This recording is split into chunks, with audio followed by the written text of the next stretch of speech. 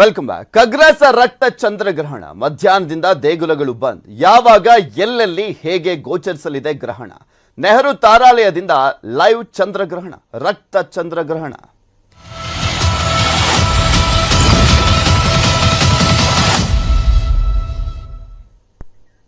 ಇಂದು ನಭೋಮಂಡಲದಲ್ಲಿ ಮಹಾವಿಸ್ಮಯ ಗೋಚರಿಸಲಿದೆ. ಸೂರ್ಯಗ್ರಹಣದ ಬಳಿಕ ಇಂದು ಚಂದ್ರಗ್ರಹಣ. ಕಾರ್ತಿಕ ಹುಣ್ಣಿಮೆಯಂದೇ ರಕ್ತ ಚಂದ್ರಗ್ರಹಣ ಆಗ್ತಾ ಇದೆ. ನಭೋಮಂಡಲದಲ್ಲಿ ಮಹಾವಿಸ್ಮಯ ಇವತ್ತು.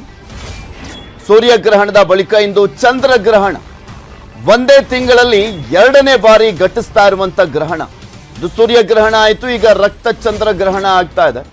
ಬೆಂಗಳೂರು ಸೇರಿದಂತೆ ದೇಶದ ಹಲವೆಡೆ ಗ್ರಹಣ ಗೋಚರ ಆಗಲಿರುವಂಥದ್ದು.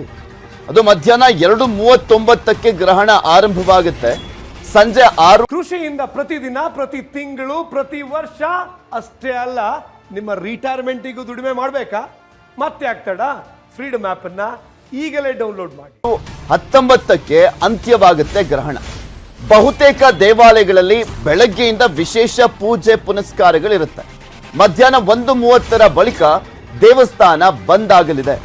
ಸಂಜೆ 7 ಗಂಟೆ ಬಳಿಕ ದೇವಸ್ಥಾನ ಶುದ್ಧಿ ಕಾರ್ಯ ಬಳಿಕ ದರ್ಶನದ ವ್ಯವಸ್ಥೆಯನ್ನ ಮಾಡಲಾಗಿದೆ. ದೇವಾಲಯಗಳಲ್ಲಿ ಕೆಲವೊಂದು ದೇವಾಲಯಗಳಲ್ಲಿ 1:30ರ ನಂತರ ದರ್ಶನ ಭಾಗ್ಯ ಇರೋದಿಲ್ಲ. ಇನ್ನು ಕೆಲವೊಂದು ದೇವಾಲಯಗಳಲ್ಲಿ ಯಾವುದೇ ರೀತಿಯಾದಂಥ ದರ್ಶನಕ್ಕೆ ಅಡ್ಡಿ ಇಲ್ಲ, ಅಲ್ಲಿ ನಿರಂತರವಾಗಿ ದರ್ಶನಕ್ಕೆ ವ್ಯವಸ್ಥೆಯನ್ನು ಮಾಡಲಾಗಿದೆ. ಕೆಲವೊಂದು ದೇವಸ್ಥಾನಗಳಲ್ಲಿ ಇವತ್ತು ಚಂದ್ರಗ್ರಹಣದ ಹಿನ್ನೆಲೆಯಲ್ಲಿ ವಿಶೇಷ ಪೂಜೆ ಪುನಸ್ಕಾರಗಳನ್ನು ಕೂಡ ಮಾಡಲಾಗ್ತಾ ಇದೆ.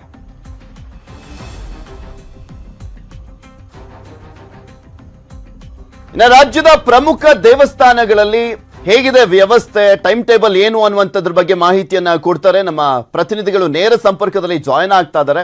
ಗಾಳಿ ಆಂಜನೇಯ ದೇವಸ್ಥಾನದ ಮುಂಭಾಗದಿಂದ ನಮ್ಮ ಪ್ರತಿನಿಧಿ ಗಂಗಾಧರ್ ನೇರ ಸಂಪರ್ಕದಲ್ಲಿದ್ದಾರೆ. ಇನ್ನು ಗವಿ ಗಂಗಾಧರೇಶ್ವರ ದೇವಸ್ಥಾನದ ಮುಂಭಾಗದಿಂದ ನಮ್ಮ ಪ್ರತಿನಿಧಿ ಶರಣು ಹಂಪಿ ಇದ್ದಾರೆ. ನಾವು ಉಡುಪಿಯ ಶ್ರೀಕೃಷ್ಣ ದೇವಸ್ಥಾನದಿಂದ ನಮ್ಮ ಪ್ರತಿನಿಧಿ ಪರೀಕ್ಷಿತ್ ಸೇಠ್ ನೇರ ಸಂಪರ್ಕದಲ್ಲಿದ್ದಾರೆ. ಮಂಡ್ಯದ ನಿಮಿಷಾಂಬ ದೇವಸ್ಥಾನದ ಮುಂಭಾಗದಿಂದ ನಮ್ಮ ಪ್ರತಿನಿಧಿ ಸುನಿಲ್ ಗೌಡ ನೇರ ಸಂಪರ್ಕದಲ್ಲಿ ಇರುವಂಥದ್ದು. ಬೆಂಗಳೂರಿನಲ್ಲಿ ಫಸ್ಟ್ ಏನಾಗ್ತಾ ಇದೆ ಅನ್ನುವಂಥದ್ರ ಬಗ್ಗೆ ಅಪ್ಡೇಟ್ಸ್ ಅನ್ನ ಪಡ್ಕೊಳ್ಳೋಣ. ಗಂಗಾಧರ್, ಇವತ್ತು ಗಾಳಿ ಆಂಜನೇಯ ದೇವಸ್ಥಾನದಲ್ಲಿ ದರ್ಶನಕ್ಕೆ ಯಾವ ರೀತಿಯಾಗಿ ವ್ಯವಸ್ಥೆ ಇದೆ? ಏನಾದರೂ ಬಂದ್ ಆಗುತ್ತಾ? ಟೈಮ್ ಟೇಬಲ್ ಏನು ಆ ದೇವಸ್ಥಾನದ್ದು?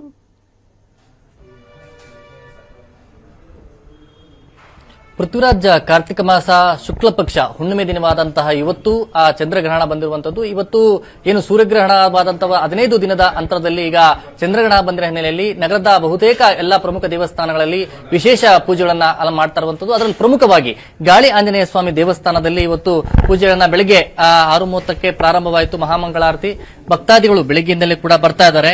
12:30ಕ್ಕೆ ಈ ಒಂದು ದೇವಸ್ಥಾನದ ಒಂದು ಏನಿದೆ ಅದು ಕ್ಲೋಸ್ ಆಗುವಂತದ್ದು. ನಂತರ ಗ್ರಹಣ ಮುಗಿದಂತ ಬಳಿಕ ಆ ದೇವಸ್ಥಾನದಲ್ಲಿ ಶುದ್ಧಿ ಕಾರ್ಯವನ್ನ ಮಾಡಿ ಆನಂತರ ದೇವಸ್ಥಾನ ದೇವರಿಗೆ ವಿಶೇಷವಾದಂತಹ ಒಂದು ಪೂಜೆಯನ್ನ ಮಾಡಿ ಆ ಬಳಿಕ ಭಕ್ತಾದಿಗಳಿಗೆ ಅವಕಾಶವನ್ನ ಕೊಡುವಂತದ್ದು. ಸದ್ಯ ಈಗ ಬೆಳಗ್ಗೆಯಿಂದಲೇ ಈ ಒಂದು ಮಂಗಳಾರತಿ ಆಗಿರ್ಬೋದು ಮತ್ತೆ ಎಲ್ಲ ಕೂಡ ಪ್ರಾರಂಭವಾಗಿದೆ. ಭಕ್ತಾದಿಗಳು ಒಬ್ಬೊಬ್ಬರಾಗಿ ಎಲ್ಲ ಕೂಡ ಬರ್ತಾ ಇದ್ದಾರೆ, ಮತ್ತೆ ದರ್ಶನವನ್ನ ಪಡಿತಾ ಇರುವಂತದ್ದು. ಇವತ್ತು ಗ್ರಹಣ, ಚಂದ್ರಗ್ರಹಣ ಹಿನ್ನೆಲೆಯಲ್ಲಿ 12:30ರ ಒಳಗಾಗಿ ಬರುವಂತ ನಿಟ್ಟಿನಲ್ಲಿ ಎಲ್ಲ ಕೂಡ ಬಂದು ದರ್ಶನವನ್ನ ಪಡಿತಾ ಇದ್ದಾರೆ. ಅರ್ಚಕರಿದ್ದಾರೆ, ಅವನ್ನೇ ಮಾತಾಡಿಸ್ತೀನಿ. ಸ್ವಾಮಿಗಳೇ, ಇವತ್ತು ಚಂದ್ರಗ್ರಹಣ ಹಿನ್ನೆಲೆಯಲ್ಲಿ ದೇವಸ್ಥಾನದಲ್ಲಿ ಯಾವ ರೀತಿ ಪೂಜೆಗಳನ್ನ ಇದು ಮಾಡ್ಕೊಂಡಿದೆ? ಎಷ್ಟೊತ್ತಿಗೆ ಇವತ್ತು ದೇವಸ್ಥಾನದ ಒಂದು ಮುಗಿಯುವಂತದ್ದು, ಅಂದ್ರೆ ಕ್ಲೋಸ್ ಮಾಡುವಂತದ್ದು, ಮತ್ತೆ ಶುದ್ಧಿ ಕಾರ್ಯ ಯಾವ ತರ ಪ್ರಾರಂಭ ಮಾಡ್ತೀರಿ, ಹೇಗೆ ಅಂತ ಸರ್? ಇವತ್ತು ಚಂದ್ರಗ್ರಹಣ ಇರೋದ್ರಿಂದ ಚಂದ್ರಗ್ರಹಣ ಸಮಯ 2:30ಯಿಂದ 6:30ವರೆಗೂ ಇರುತ್ತೆ. ಅದರಿಂದ ದೇವಸ್ಥಾನ 12:30ವರೆಗೂ ತೆಗೆದಿರುತ್ತೆ. 12:30ಗೆ ದೇವಸ್ಥಾನ ಮುಚ್ಚಾದ್ಮೇಲೆ ಮೋಕ್ಷ ಕಾಲ 6:30ಗೆ ಮುಗಿಯುತ್ತೆ. ದೇವಸ್ಥಾನ ಶುದ್ಧಿ ಮಾಡಿಕೊಂಡು 7 ಗಂಟೆಗೆ ಭಕ್ತಾದಿಗಳಿಗೆ ಅವಕಾಶ ಮಾಡಿಕೊಡ್ತೇವೆ. ಸಂಜೆ ಶುದ್ಧಿ ಕಾರ್ಯ ಮಾಡಿದ ಬಳಿಕ ಭಕ್ತಾದಿಗಳಿಗೆ ಒಂದು ಅವಕಾಶ. ಭಕ್ತಾದಿಗಳು ಬೆಳಗ್ಗೆಯಿಂದಲೇ ನೀವು ಪ್ರಾರಂಭ ಮಾಡಿದಿರಿ. ಭಕ್ತಾದಿಗಳು ಈ ಒಂದು ಗ್ರಹಣದ ಮೇಲೆ ಯಾವ ರೀತಿ ಅದು ಎಫೆಕ್ಟ್ ಆಗುತ್ತೆ ಏನು ಅಂತ ಸ್ವಾಮಿಗಳೇ? ಅದು ಗ್ರಹಣದಿಂದ ಎಲ್ಲ ದೇವಸ್ಥಾನ ದೇವರುಗಳು ಎಲ್ಲ ಮುಚ್ಚಬೇಕಾಗತ್ತೆ. ಗ್ರಹಣದ ಪ್ರಭಾವ ಪ್ರತಿ ಮನುಷ್ಯರಿಗಲ್ಲದೆ ದೇವರಿಗೂ ಪ್ರಭಾವ ಬೀರೋದ್ರಿಂದ ಎಲ್ಲ ದೇವಸ್ಥಾನ ಮುಚ್ಚಬೇಕಾಗತ್ತೆ. ತಾನು ಧರ್ಮಸ್ಥಳ, ತಿರುಪತಿ ಎಲ್ಲ ಕಡೆನೂ ದೇವಸ್ಥಾನ ಆಗಿರ್ತಾರೆ. ನಮ್ಮ ಗಾಳಿ ಆಂಜನೇಯ ದೇವಸ್ಥಾನದಲ್ಲೂ ಅದೇ ರೀತಿಯಾಗಿ 12:30ಯಿಂದ 7 ಗಂಟೆವರೆಗೂ ದೇವಸ್ಥಾನ ಮುಚ್ಚಲಾಗುತ್ತದೆ. ಎಸ್ ಪೃಥ್ವಿರಾಜ್, 12:30ಯಿಂದ ಸಂಜೆ 6:30 ಕೂಡ ಇವತ್ತು ಆಂಜನೇಯ ಸ್ವಾಮಿಯ ಗಾಳಿ ಆಂಜನೇಯ ಸ್ವಾಮಿ ದೇವಸ್ಥಾನ ಕೂಡ ಅದನ್ನ ಕ್ಲೋಸ್ ಮಾಡ್ತೀವಿ. ನಂತರ ಅದನ್ನ ನಾವು ಶುದ್ಧಿ ಕಾರ್ಯ ಮಾಡಿ ನಂತರ ಅದ ಭಕ್ತಾದಿಗಳಿಗೆ ಒಂದು ವಿಶೇಷ ಪೂಜೆಯನ್ನ ಮಾಡಿ ಅನಂತರ ಭಕ್ತಾದಿಗಳಿಗೆ ಒಂದು ಅವಕಾಶವನ್ನ ಕೊಡಲಾಗುತ್ತೆ. ಈ ಗ್ರಹಣದಿಂದ ದೇವರಿಗೂ ಕೂಡ ಯಾವುದೇ ರೀತಿ ತೊಂದರೆ ಆಗಬಾರ್ದು ನಿಟ್ಟಿನಲ್ಲಿ ಒಂದು ದರ್ಬೆಗಳನ್ನ ಹಾಕಿ ಅಲ್ಲಿ ಪೂಜೆಯನ್ನ ಮಾಡಲಾಗ್ತದೆ ಅನ್ನೋ ಬಗ್ಗೆ ಅರ್ಚಕರು ಹೇಳ್ತಾ ಇರುವಂತದ್ದು ಪೃಥ್ವಿರಾಜ್. ಓಕೆ ಗಂಗಾಧರ್, ನೆಕ್ಸ್ಟ್ ಉಡುಪಿಗೆ ಹೋಗೋಣ. ಶ್ರೀಕೃಷ್ಣ ದೇವಸ್ಥಾನದಲ್ಲಿ ಹೇಗಿದೆ ವ್ಯವಸ್ಥೆ ಅನ್ನುವಂಥದ್ರ ಬಗ್ಗೆ ಮಾಹಿತಿಯನ್ನ ನೀಡ್ತಾರೆ ನಮ್ಮ ಪ್ರತಿನಿಧಿ ಪರೀಕ್ಷಿತ್ ಸೇಠ್ ನೇರ ಸಂಪರ್ಕದಲ್ಲೇ ಇದ್ದಾರೆ. ಪರೀಕ್ಷಿತ್, ಉಡುಪಿ ಅಂತ ಬಂದಂತ ಸಂದರ್ಭದಲ್ಲಿ ಶ್ರೀಕೃಷ್ಣ ದೇವಸ್ಥಾನಕ್ಕೆ ಸಾಕಷ್ಟು ಸಂಖ್ಯೆಯಲ್ಲಿ ಭಕ್ತರು ಪ್ರತಿನಿತ್ಯ ಬರ್ತಾರೆ. ಇವತ್ತು ರಕ್ತ ಚಂದ್ರಗ್ರಹಣದ ಹಿನ್ನೆಲೆಯಲ್ಲಿ ಅಲ್ಲಿ ಯಾವ ರೀತಿಯಾಗಿದೆ ವ್ಯವಸ್ಥೆ? ಅಂದ್ರೆ ದರ್ಶನಕ್ಕೆ ಅವಕಾಶ ಇದೆಯಾ 1:30 ನಂತರ ಅಥವಾ ಬಂದಾಗಿರುತ್ತಾ? ಎಸ್ಪೆಷಲಿ ಇವತ್ತು ಏನು ಬಂದಂತ ಭಕ್ತರಿಗೆ ಕೃಷ್ಣನ ದರ್ಶನ ಮಾಡ್ಲಿಕ್ಕೆ ಯಾವುದೇ ರೀತಿಯ ತಡೆ ಇರುವುದಿಲ್ಲ. ಯಾಕಂದ್ರೆ ಯಾವುದೇ ಗ್ರಹಣ ಕಾಲದಲ್ಲೂ ಗ್ರಹಣ ಮೋಕ್ಷದಲ್ಲೂ ಶ್ರೀಕೃಷ್ಣನ ದರ್ಶನ ಪಡಿಬಹುದು. ಆದ್ರೆ ಇಲ್ಲಿ ಕೃಷ್ಣ ಮಠದಲ್ಲಿ ಎಂದಿನಂತೆ ನಡೆಯುವಂತ ಅನ್ನ ಪ್ರಸಾದ ಸೇವೆಗಳು ನಡೆಯಲ್ಲ. ಮಧ್ಯಾಹ್ನ ಕೂಡ ಮತ್ತು ರಾತ್ರಿ ಕೂಡ ಅನ್ನ ಪ್ರಸಾದ ಸೇವೆ ನಡೆಯಲ್ಲ. ಬೆಳಿಗ್ಗೆಯಿಂದಲೇ ಸ್ವಾಮೀಜಿಗಳು ಅಷ್ಟಮಠ ವ್ಯಕ್ತಿಗಳು ಉಪವಾಸದಲ್ಲಿ ಇರ್ತಾರೆ ಮತ್ತು ಜಪತಪಗಳನ್ನು ಮಾಡ್ತಾ ಇರ್ತಾರೆ. ಭಕ್ತರಿಗೆ ಕೂಡ ಬಂದ ಭಕ್ತರಿಗೆ ಅಲ್ಲಿ ಜಪತಪ ಮಾಡ್ಲಿಕ್ಕೆ ಕೃಷ್ಣನ ಸನ್ನಿಧಾನ ಕೂಡ ಅವಕಾಶ ಇರುವಂತದ್ದು. ಮತ್ತು ಸಂಜೆ 5:30 ಸುಮಾರಿಗೆ ಒಂದು ರಾತ್ರಿಯ ಮಹಾಪೂಜೆ ನಡೆಯುತ್ತೆ. ಬಳಿಕ ರಾತ್ರಿ ಗ್ರಹಣ ಬಿಟ್ಟ ಬಳಿಕ ಇಲ್ಲಿ ಉತ್ಸವಾದಿಗಳು ನಡೆಯುವಂತದ್ದು. ಆದ್ರೆ ಇವತ್ತು ಕೃಷ್ಣ ಮಠದಲ್ಲಿ ಯಾವುದೇ ದೇವರ ದರ್ಶನ ವಿಚಾರದಲ್ಲಿ ಯಾವುದೇ ರೀತಿಯ ಬದಲಾವಣೆ ಇರಲ್ಲ. ಬಂದ ಎಲ್ಲಾ ಭಕ್ತರಿಗೆ ಕೃಷ್ಣನ ದರ್ಶನ ಮಾಡಬಹುದು, ಕೃಷ್ಣನಲ್ಲಿ ಕೂತು ಜಪತಪಗಳನ್ನು ಮಾಡಬಹುದು. ಆದ್ರೆ ಅನ್ನ ಪ್ರಸಾದ ಸೇವೆಗಳು ಮುಖ್ಯವಾಗಿ ಇರುವುದಿಲ್ಲ. ಯಾಕಂದ್ರೆ ಬಹಳಷ್ಟು ದೂರಗಳಿಂದ ಬರ್ತಾರೆ, ವಿದೇಶಗಳಿಂದ ಬರ್ತಾರೆ, ಬೇರೆ ರಾಜ್ಯದಿಂದ ಬರ್ತಾರೆ. ಹೌದು, ಬಂದಂತ ಭಕ್ತರು ಕೃಷ್ಣನ ದರ್ಶನ ಪಡೆದು ರಾತ್ರಿ ಅನ್ನ ಪ್ರಸಾದ ಸೇವೆಯನ್ನ ಪಡಿಲಿಕ್ಕೆ ಕಾತುರರಾಗಿರ್ತಾರೆ. ಆದ್ರೆ ಇವತ್ತು ಅನ್ನ ಪ್ರಸಾದ ಸೇವೆ ಇರಲ್ಲ. ಮಧ್ಯಾಹ್ನ ಮತ್ತು ರಾತ್ರಿ ಅನ್ನ ಪ್ರಸಾದ ಸೇವೆಗಳು ಇರಲ್ಲ. ಪೃಥ್ವಿ. ಓಕೆ ಪರೀಕ್ಷಿತ್, ಇನ್ನ ಬೆಂಗಳೂರಿನ ಗವಿಗಂಗಾಧರೇಶ್ವರ ದೇವಸ್ಥಾನಕ್ಕೆ ಹೋಗೋಣ. ಅಲ್ಲಿ ನಮ್ಮ ಪ್ರತಿನಿಧಿ ಇದ್ದಾರೆ ಶರಣು ಹಂಪಿ. ಗವಿಗಂಗಾಧರೇಶ್ವರ ದೇವಸ್ಥಾನ ಅಂದ್ರೆ ಸಾಕಷ್ಟು ಸಂಖ್ಯೆಯಲ್ಲಿ ಭಕ್ತರು ಬರ್ತಾರೆ. ಅಲ್ಲಿ ದರ್ಶನಕ್ಕೆ ಯಾವ ರೀತಿಯಾದಂತಹ ವ್ಯವಸ್ಥೆ ಇರುತ್ತೆ? ಮತ್ತೊಂದ್ ಕಡೆ ಅಲ್ಲಿ ಚಂದ್ರಗ್ರಹಣ ಸಂಭವಿಸುವಂತ ಸಂದರ್ಭದಲ್ಲಿ ಬಂದಾಗಿರುತ್ತಾ?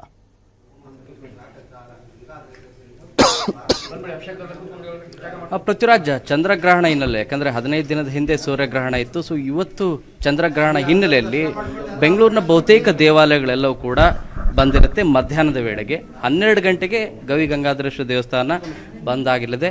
ಸಂಜೆ 6:30 ನಂತರ ದೇವಾಲಯ ತೆರಳಿದೆ. ಸೊ 1:30ಕ್ಕೆ ಇಲ್ಲಿ ಏನು ದಿಗ್ಬಂಧನದ ರೀತಿ ಮಾಡ್ತಾರೆ. ಸೊ ಅದಾದ ನಂತರ ನಿಮಗೆ 6:30ವರೆಗೂ ಕೂಡ ಭಕ್ತಾದಿಗಳಿಗೆ ಅವಕಾಶ ಇರೋದಿಲ್ಲ. 6:30 ನಂತರ 7 ಗಂಟೆಗೆ ಭಕ್ತಾದಿಗಳಿಗೆ ಅವಕಾಶ ಇರುತ್ತೆ. ಬನ್ನಿ, ಈ ಬಗ್ಗೆ ಮಾತಾಡಲಿಕ್ಕೆ ಅರ್ಚಕರು ಕೂಡ ಇದ್ದಾರೆ.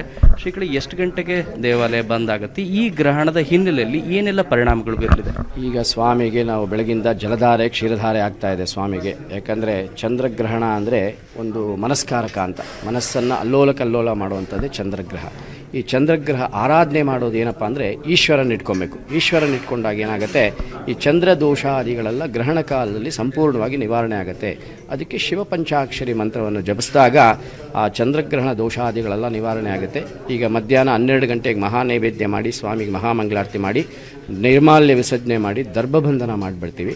ದೇವಸ್ಥಾನ ಕ್ಲೋಸ್ ಆಗುತ್ತೆ. ಸಾಯಿರಕ್ಷೆ 5:35ಕ್ಕೆ ನಮ್ಮ ಆತ್ಮಾರ್ಥ ಜಪಾದಿಗಳೆಲ್ಲ ಪೂಜೆಗಳೆಲ್ಲ ನಡೆಯುತ್ತೆ. 6:32 ಬಂದು ಪುಣ್ಯಾಹ ವಾಚನ ಮಾಡಿ 7 ಗಂಟೆಗೆ ಸ್ವಾಮಿಯ ದರ್ಶನಕ್ಕೆ ಅವಕಾಶ ಮಾಡುವಂಥ ಕಾರ್ಯಕ್ರಮ. ಈ ಚಂದ್ರಗ್ರಹಣದ ದೋಷಗಳಿಗೆ ಏನಪ್ಪ ವಿಶೇಷ ಅಂದರೆ, ಸ್ವಾಮಿ ಈಶ್ವರನ ಆರಾಧನೆ, ಈಶ್ವರನ ದರ್ಶನ ಮಾಡಿದಾಗ ಸಂಪೂರ್ಣವಾಗಿ ಆ ಚಂದ್ರಗ್ರಹಣ ದೋಷ ನಿವಾರಣೆ ಆಗುತ್ತೆ. ಸ್ವಾಮಿಗೆ ಹಕ್ಕಿ ಮತ್ತು ಬಿಳಿ ವಸ್ತ್ರ, ತೈಲದಾನ ಇದು ಮುಖ್ಯವಾದ ವಿಚಾರ. ಯಾಕಂದರೆ ಭರಣಿ ನಕ್ಷತ್ರದಲ್ಲಿ ಚಂದ್ರಗ್ರಹಣ ಪ್ರವೇಶ ಆಗೋದ್ರಿಂದ ಈ 12 ರಾಶಿಯಾದಿಗಳಿಗೆಲ್ಲನೂ ಆ ಪ್ರವೇಶದ ಛಾಯೆ ಇರುತ್ತೆ. ಆದ್ದರಿಂದ ಎಲ್ಲ ರಾಶಿಯವರು ಬಂದು ಸ್ವಾಮಿಯ ದರ್ಶನ ಮಾಡಿದಾಗ ಸಂಪೂರ್ಣವಾದ ಚಂದ್ರಗ್ರಹಣ ದೋಷ ನಿವಾರಣೆ ಆಗುತ್ತೆ. ಎಲ್ಲ ದೇಶಕ್ಕೆ ವಿಶೇಷವಾಗಿ ಅನುಗ್ರಹ ಮಾಡಲಿ ಅಂತೇಳಿ ನಾವು ಸ್ವಾಮಿಯಲ್ಲಿ ಪ್ರಾರ್ಥನೆ ಮಾಡಿಬಿಡ್ತೀವಿ. ಇದು ಅರ್ಚಕರ ಮಾತು. ಚಂದ್ರಗ್ರಹಣ ಹಿನ್ನೆಲೆಯಲ್ಲಿ ನಗರದ ಬಹುತೇಕ ದೇವಾಲಯಗಳೆಲ್ಲವೂ ಕೂಡ ಮಧ್ಯಾಹ್ನದ ವೇಳೆ ಬಂದಿರಲಿದೆ. ಸಂಜೆ 6:30 ನಂತರ ಅಂದರೆ ಮೋಕ್ಷ ಗ್ರಹಣ ಕಂಪ್ಲೀಟ್ ಆದ ನಂತರ ಮತ್ತೆ ದೇವಾಲಯಗಳು ತೆರಳಿದೆ. ಅದು ಶುಚಿ ಕಾರ್ಯ ನಂತರ. ಪೃಥ್ವಿರಾಜ್. ಓಕೆ ಶರಣು ಹಂಪಿ. ನಾ ಮಂಡ್ಯ ಹೋಗೋಣ. ಮಂಡ್ಯದ ಶ್ರೀರಂಗಪಟ್ಟಣದ ನಿಮಿಷಾಂಬ ದೇವಸ್ಥಾನದಲ್ಲಿ ಹೇಗಿದೆ ವ್ಯವಸ್ಥೆ ಅನ್ನುವಂಥದ್ರ ಬಗ್ಗೆ ಮಾಹಿತಿಯನ್ನು ನೀಡ್ತಾರೆ ನಮ್ಮ ಪ್ರತಿನಿಧಿ ಸುನಿಲ್ ಗೌಡ ನೇರ ಸಂಪರ್ಕದಲ್ಲೇ ಇದ್ದಾರೆ. ಸುನಿಲ್, ನಿಮಿಷಾಂಬ ದೇವಸ್ಥಾನಕ್ಕೂ ಕೂಡ ಸಾವಿರಾರು ಸಂಖ್ಯೆಯಲ್ಲಿ ಭಕ್ತರು ಪ್ರತಿನಿತ್ಯ ಬರ್ತಾರೆ. ಇವತ್ತು ಯಾವ ರೀತಿಯಾದಂತಹ ವಿಶೇಷ ಪೂಜೆ ಪುನಸ್ಕಾರಗಳಿರುತ್ತೆ? ದರ್ಶನಕ್ಕೆ ವ್ಯವಸ್ಥೆಯನ್ನ ಮಾಡಲಾಗಿದೆ? ಹೌದು ಪೃಥ್ವಿ, ಮಂಡ್ಯ ಜಿಲ್ಲೆಯಲ್ಲಿ ಇರ್ತಕ್ಕಂತಹ ಪ್ರಮುಖ ದೇವಾಲಯಗಳು ಇವತ್ತು ಏನು ಚಂದ್ರಗ್ರಹಣ ಇದೆ ಈ ಹಿನ್ನೆಲೆಯಲ್ಲಿ ದೇವಾಲಯಗಳು ಕೂಡ ಬಂದ್ ಆಗ್ತಾ ಇರುವಂತದ್ದು. ಒಂದಷ್ಟು ದೇವಾಲಯಗಳು 9 ಗಂಟೆಗೆ ಬಂದಾದ್ರೆ ಒಂದಷ್ಟು ದೇವಾಲಯಗಳು 12 ಗಂಟೆಗೆ ಬಂದ್ ಆಗ್ತಾ ಇರುವಂತದ್ದು. ನಾನೀಗ ಏನು ಪ್ರಸಿದ್ಧ ನಿಮಿಷಾಂಬ ದೇವಸ್ಥಾನ ಅಂದ್ರೆ ಶ್ರೀರಂಗಪಟ್ಟಣದಲ್ಲಿ ಇರ್ತಕ್ಕಂತ ನಿಮಿಷಾಂಬ ದೇವಸ್ಥಾನದಲ್ಲಿದ್ದೀನಿ. ಈ ದೇವಸ್ಥಾನ 12 ಗಂಟೆ ಹೊತ್ತಿಗೆ ಬಂದಾಗುತ್ತೆ ಅಂತ ಇಲ್ಲಿನ ಅರ್ಚಕರು ಹೇಳ್ತಾ ಇರುವಂತದ್ದು. ಪೃಥ್ವಿ, ಹಾಗೆ ಈ ಒಂದು ದೇವಸ್ಥಾನದ ಅಂದ್ರೆ ನಿಮಿಷಾಂಬ ದೇವಸ್ಥಾನದ ಅರ್ಚಕರಾಗಿರ್ತಕ್ಕಂಥ MK ಭಟ್ ಅವರು ಕೂಡ ಒಂದಷ್ಟು ಮಾಹಿತಿಯನ್ನ ನಮ್ಗೆ ನೀಡ್ತಾರೆ. ಅವ್ರನ್ನ ಮಾತನಾಡಿಸುವಂತ ಕೆಲಸವನ್ನ ಮಾಡ್ತೀನಿ. ಅರ್ಚಕರಿಗೆ ಎಷ್ಟು ಗಂಟೆಗೆ ದೇವಸ್ಥಾನ ಬಂದಾಗುತ್ತೆ? ಇವತ್ತಿನ ದಿವಸ ಗ್ರಹಣ ಇರೋ ಕಾರಣದಿಂದಾಗಿ ನಾವು 12 ಗಂಟೆಗೆ ಹಾಲ್ ಹಾಕ್ಬೇಕು ಅಂತ ತೀರ್ಮಾನ ಮಾಡಿದ್ದೀವಿ. ಪ್ರತಿ ಪೌರ್ಣಮಿಯಲ್ಲಿ ನಮ್ಮಲ್ಲಿ ಭಕ್ತಾದಿಗಳ ಸಂಖ್ಯೆ ಜಾಸ್ತಿ ಇರುತ್ತೆ. ಪ್ರತಿ ಪೌರ್ಣಮಿಯಲ್ಲಿ ನಮ್ಮಲ್ಲಿ ಬೆಳಿಗ್ಗೆ 4 ಗಂಟೆಗೆ ಬಾಗಿಲು ತೆಗೆದು ಪಂಚಾಮೃತ ಅಭಿಷೇಕ ಅಲಂಕಾರಗಳನ್ನು ಮಾಡಿ ಈಗ ಸಾರ್ವಜನಿಕರಿಗೆ ದರ್ಶನಕ್ಕೆ ಬಿಟ್ಟಿದ್ದೀವಿ. 12 ಗಂಟೆ ತನಕ ಮಾತ್ರ ದರ್ಶನ ಇರುತ್ತೆ. ಗ್ರಹಣ 2 ಗಂಟೆ 39 ನಿಮಿಷಕ್ಕೆ ಹಿಡಿಯೋದ್ರಿಂದ ಸಾಯಂಕಾಲ 6 ಗಂಟೆ 19 ನಿಮಿಷಕ್ಕೆ ಬಿಡುಗಡೆ ಆಗುತ್ತೆ. 7 ಗಂಟೆಗೆ ನಾವು ಪುನಃ ದೇವಸ್ಥಾನ ಶುದ್ಧೀಕರಣ ಮಾಡೋದ್ರ ಮುಖಾಂತರ ಬಾಲ್ ತೆಗೆದು ಪುನಃ ಅಭಿಷೇಕ ಮಾಡಿ ಅಲಂಕಾರ ಮಾಡಿ 8 ಮಹಾಮಂಗಳ ದೇವಸ್ಥಾನ ಬಾಗಿಲನ್ನು ಪುನಃ ಕ್ಲೋಸ್ ಮಾಡ್ತೀವಿ. ಸೊ ಇದು ಪೃಥ್ವಿ ನಿಮಿಷ ವೇಳಾಪಟ್ಟಿಗಳಾಗಿರ್ತಕ್ಕಂಥದ್ದು. ಇವತ್ತಿಂದು 12 ಗಂಟೆಗೆ ದೇವಸ್ಥಾನ ಬಂದ್ ಆಗುತ್ತೆ, ಮತ್ತೆ 7 ಗಂಟೆಗೆ ದೇವಸ್ಥಾನವನ್ನ ಓಪನ್ ಮಾಡ್ಲಾಗುತ್ತೆ, ಮತ್ತೆ ಏನು ಶುದ್ಧೀಕರಣ ಮಾಡುವಂತ ಕೆಲಸವನ್ನ ಕೂಡ ಮಾಡ್ಲಾಗುತ್ತೆ. 8:15 ಮಹಾಮಂಗಳಾರತಿಯನ್ನು ಕೂಡ ಮಾಡ್ತೀವಿ ಅಂತ ಭಟ್ರು ಹೇಳ್ತಾ ಇರ್ತಕ್ಕಂಥದ್ದು. ಪೃಥ್ವಿ, ಓಕೆ, ಥ್ಯಾಂಕ್ ಯು ಸುನಿಲ್ ಶರಣು ಹಂಪಿ, ಗಂಗಾಧರ್ ಹಾಗೆ ಪರೀಕ್ಷಿತ್ ನಿಮ್ಮೆಲ್ಲ ಡೀಟೇಲ್ಸ್ಗಾಗಿ. ಈಗ ಒಂದು ಚಿಕ್ಕ ಬ್ರೇಕ್ ಆದ್ಮೇಲೆ ರಕ್ತ ಚಂದ್ರಗ್ರಹಣದ ವಿಚಾರಕ್ಕೆ ಸಂಬಂಧಪಟ್ಟಂತೆ ವಿಶೇಷ ಕಾರ್ಯಕ್ರಮ ಪ್ರಸಾರ ಆಗುತ್ತೆ. ಯಾವುದು ಶುಭ ಯಾವುದು ಅಶುಭ ಅನ್ನುವಂಥದ್ರ ಬಗ್ಗೆ ಮಾಹಿತಿಯನ್ನ ತಿಳಿಸ್ಕೊಡ್ತೀವಿ. ಅಲ್ಲಿವರೆಗೂ ನೋಡ್ತಾ ಇರಿ ನ್ಯೂಸ್ 18 ಕನ್ನಡ. ಜಾಲ ನಮ್ಮದು, ಬಲ ನಿಮ್ಮದು.